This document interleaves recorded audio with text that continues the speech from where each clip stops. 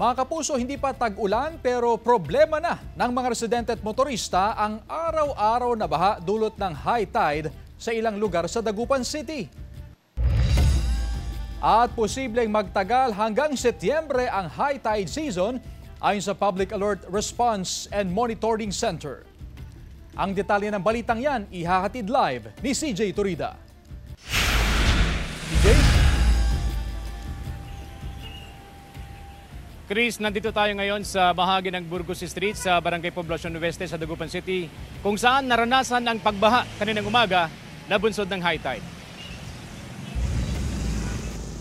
Mag-aalas 7 kaninang umaga nang maramdaman ang pagtaas ng tubig sa bahaging ito ng Burgos Street, corner A.B. Fernandez Avenue sa Barangay Poblacion Oeste, Dagupan City. Wala naman ulan pero bunsod ito ng high tide. Ang bahang dulot ng high tide perwisyo sa mga residente. Hindi maiwasan ng ibang lumusong sa baha. Ang ilan gumawa ng tuntungan upang makaiwas sa baha. Ang mga ayaw lumusong sa tubig, naglagay ng sapin sa paa upang makaiwas sa posibleng sakit na makuha sa baha. Hindi lang daw baha ang nakakaperwisyo sa mga motorista at residente. Mabaho yung tubig.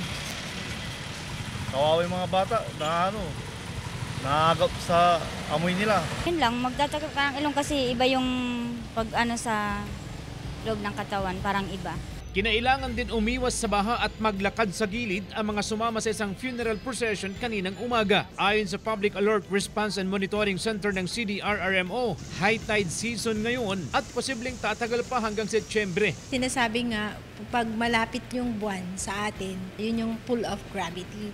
So ito yung season talaga na mataas ang tubig natin sa ilog. Apektado ng high tide ang mga lugar na malapit sa ilog tulad ng Island Barangays, Barangay 2 and 3, Barangay 4 at Poblacion Oeste. Kung talagang hindi na-elevate yung mga road, sigurado baha.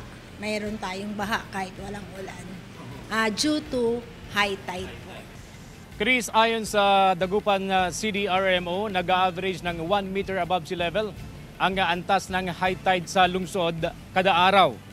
Sa Huwebes, inaasahang may tatala ang pinakamataas na antas ng high tide na aabot sa 1.4 meters above sea level. Mararanasan yan alas 11:03 ng umaga at magtatagal hanggang alas 8:25 ng gabi.